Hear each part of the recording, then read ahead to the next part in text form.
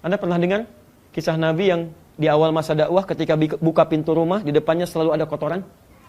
Begitu dibuka, kotoran. Dibuka, kotoran. Tiap hari, Pak. Saya mau tanya pada Anda, kalau Anda keluar rumah, di depan rumah ada kotoran, setiap hari, apa responnya? Marah. Nabi aneh, dalam tanda petik. Begitu dibuka ada kotoran, beliau tidak marah. Bahkan orang rumah tidak diberitahu. Cukup diambil oleh tangannya yang mulia, disimpan di tempat sesuai dengan tempatnya, dan tidak pernah dikomentari. Yang jadi masalah, ketika dibuka pintu rumah satu kali, kotorannya tidak ada. Malah bingung Nabi. Bingung. Yang Nabi pikirkan bukan kotorannya, ini kemana orang yang biasa naruh. Jangan-jangan ada masalah. Jadi ketika tidak ada kotoran, malah memikirkan jangan-jangan orang ini punya masalah. Allahu Akbar, maka barulah kemudian beliau mencari, menelusuri ini siapa orang ini. Ketika ditemukan alamatnya, diketahui dari tetangganya, ya fulan, ya Muhammad si fulan sakit, innahu marid. Ya Muhammad SAW si fulan sakit. Begitu mendengar sakit, Masya Allah, pulang kembali pada keluarganya, menanyakan menu terbaiknya, dibawa makanan, ditengok ke rumahnya. Atau apa yang terjadi? Begitu dibuka pintu rumahnya, kelihatan Rasulullah SAW, orang ini agak merasakan sungkan, khawatir, dikira Nabi akan marah. Yang paling indah, Nabi tidak pernah mengatakan kalimat-kalimat yang bahkan mungkin bisa dikatakan. Tuh kan, gara-gara naruh kotoran kan, jadi begini. No. Gak keluar kalimat itu. Tidak keluar. Nabi cuma mendatanginya, kemudian membelai kepalanya dengan lembut, dan mengatakan, syafa'akallah, semoga Allah segera menyembuhkanmu.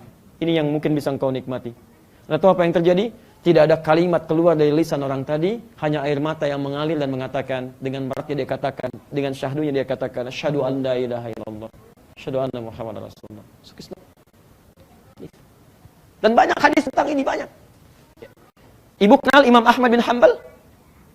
Kenal di mana?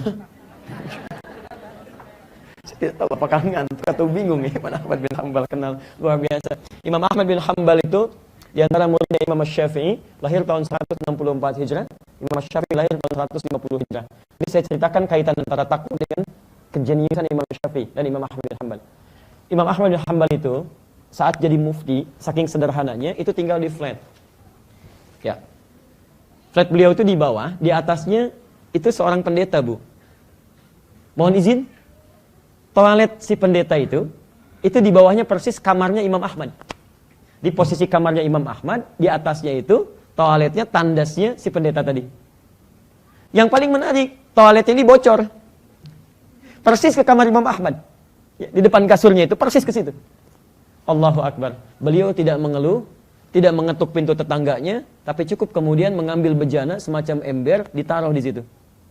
Satu kali beliau sakit, tersebar informasinya, sehingga si pendeta tadi mendengar dan ingin menengok Imam Ahmad.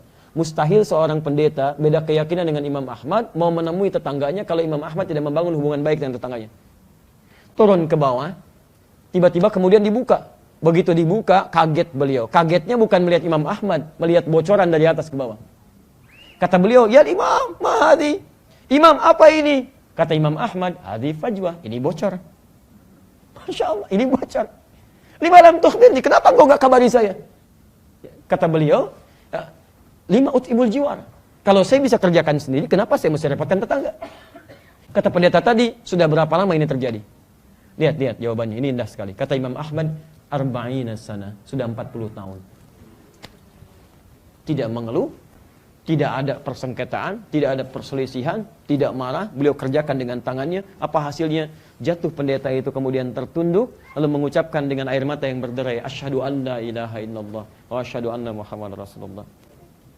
Coba kita cek sampai hari ini. Imam Ahmad, hafal Quran, hafal hadis, orang mulia, pengikutnya banyak, dekat dengan Allah, ya mendapatkan satu hal, ujian dalam hidupnya 40 tahun tidak mengeluh. Anda bukan imam, jadi makmum kadang-kadang, gitu kan? Silahkan cek, hafal Quran tidak, hafal hadis berapa. Baru masalah sedikit sudah marah, ya. Barangkali dari masalah itu jadi hidayah untuk orang lain. Halo? Ya, ini satu nih. Silahkan Anda cek, banyak hadis tentang itu. Pernah dengar hadis ini? Jika Anda punya satu pepohonan, kemudian buahnya melewati pekarangan orang lain, masuk ke pekarangan orang, maka buahnya ini hakun mushtarak, hak bersama antara Anda dengan penghuni rumah itu. Pernah dengar? Ini rumah Anda, ada pohon mangganya, mangganya ke tempat teman Anda di sini. Itu kalau ada buah Anda masuk ke pekarangan teman Anda, walaupun dia non-muslim, Anda harus sampaikan kepada dirinya sebelum dia minta izin. Mohon maaf Pak, Ibu, Itu ada mangga sampai ke pekarangan bapak dan ibu. Oh, punya bapak ya? Bukan punya saya. Itu punya kita bersama. Gak usah minta izin. Kalau sudah matang, bapak ibu pengen petik aja. Kok begitu? Aturan dari mana? Aturan dari hadis. Nabi mengajarkan pada saya untuk saling berbagi atas nikmat yang kelihatan oleh orang lain. Indah. Begitu dia ambil, dia petik, dia tahu keindahan Islam, tanya pada Anda, bisa masuk Islam. Tapi besoknya ayam Anda main ke tempat dia. Itu jadi masalah. Dan dia belum tahu hukumnya kalau ayam beda dengan buah. Masya Allah.